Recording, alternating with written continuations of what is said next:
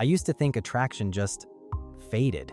Like one day it's there, the next day it's gone, and you have no idea why. But here's what actually happens. You don't lose attraction all at once.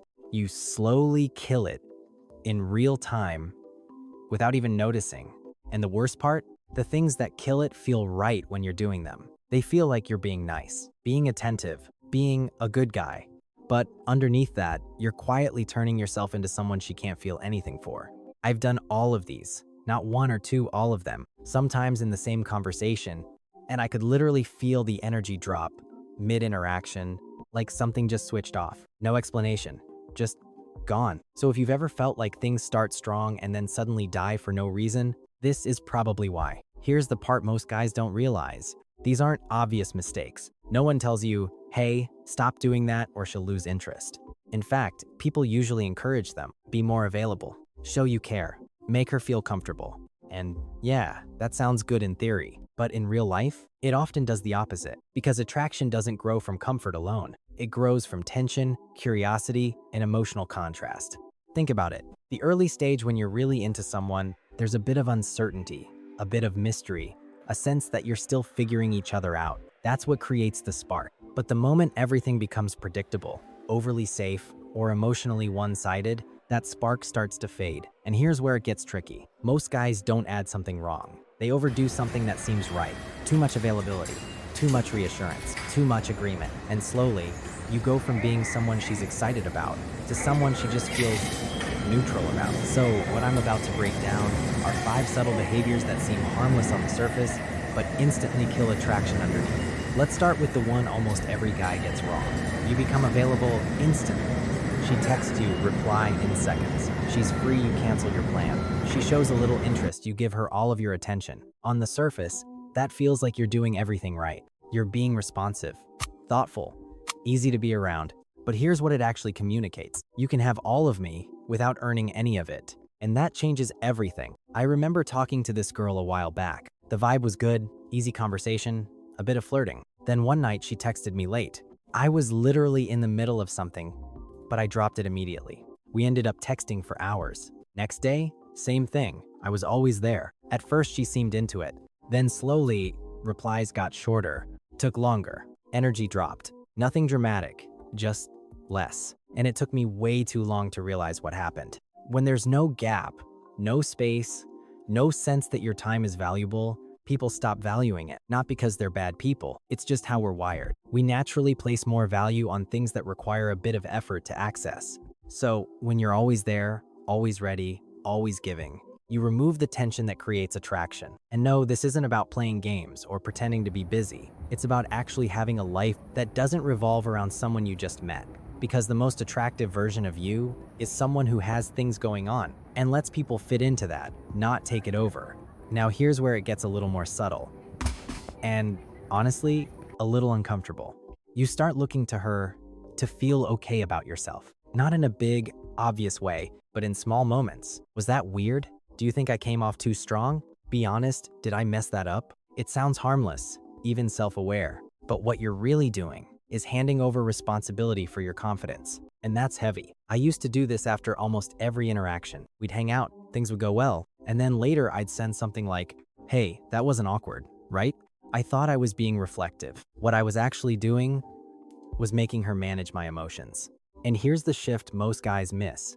The moment she feels like she has to reassure you, you stop feeling like a guy she's attracted to and start feeling like someone she has to take care of. That dynamic kills attraction fast, because attraction needs a baseline of certainty, not arrogance, not ego, just a quiet sense that you're good. You don't need constant confirmation to believe that.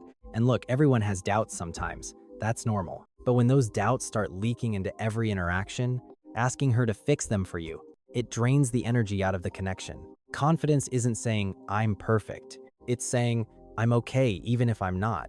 And that energy, that's what people are actually drawn to. And this one feels like the safest move in the world. You agree, you nod, you go along with everything. Same opinions, same taste, same perspective. No friction, no disagreement, no tension. You think you're making things smooth, but here's what she actually experiences. There's nothing to grab onto. You become predictable, flat, like you're just reflecting her back to herself. And nobody is attracted to a mirror. I had a phase where I did this constantly. If she liked a certain type of music, I liked it too. If she had a strong opinion, I'd just go, yeah, that makes sense. No pushback, ever. And conversations felt fine. Not bad, just forgettable. Then I remember one moment where I accidentally disagreed. She said something about how traveling alone is boring.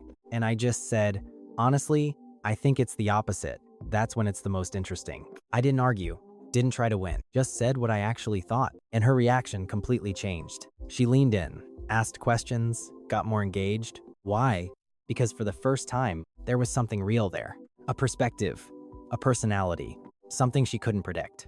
That's what creates texture in conversation. And texture is what makes someone interesting. You don't need to be confrontational. You don't need to debate everything. But if you never show where you actually stand, you slowly disappear in the interaction. This is the one that feels romantic, but quietly kills the vibe. You start talking about the future way too early. Imagine if we went there together. We should totally plan a trip. You'd get along so well with my friends. It sounds exciting. It sounds like you're building something. But here's what she feels on the other side. Pressure. I remember being on a second date once. Things were going well, laughing, good energy, natural flow. And then I said something like, we should do a weekend trip sometime. And I felt it instantly. Not rejection, not awkwardness. Just a subtle pullback. Like the moment shifted from fun to something that suddenly needed a decision. That's the problem. When you jump ahead into the future, you force her brain out of the present moment and into evaluation mode. Wait, where is this going? Do I even want that? Is this moving too fast? And once that switch happens, the light, effortless energy disappears. Because now it feels like a commitment, not a connection. Attraction grows best in the present, in the experience you're creating together right now. The future only becomes exciting when both of you naturally arrive there at the same time, not when you drag it forward before it's ready. This last one is the most dangerous people's adas, because you don't even realize it's happening. Things start going well. She's into you. You feel it. And then slowly, you start adjusting. You tone things down. You hold back certain jokes. You don't say what you actually think sometimes. Not because you're fake, but because you don't want to mess it up. So you become a slightly safer, more acceptable version of yourself. And ironically, that's exactly what ruins it. Because think about who she was attracted to in the first place. It wasn't the careful version. It wasn't the edited version. It was you. Before you started managing every move. I had this happen once where a girl literally said to me, "You were more fun when I first met you." And that hit hard, because she was right. In the beginning, I was more spontaneous, more honest, a little unpredictable. Then once I cared more, I started filtering everything, trying to be right all the time. And without noticing, I removed the very thing that made me attractive. When you start performing for approval, you disconnect from yourself. And people can feel that. They might not be able to explain it, but the energy changes. Because attraction isn't built on perfection. It's built on authentic presence. And the moment that disappears, so does the feeling. If you zoom out, all 5 of these mistakes come from the same place. Fear. Fear of losing her. Fear of saying the wrong thing. Fear of not being enough as you are. So you try to compensate. You give more.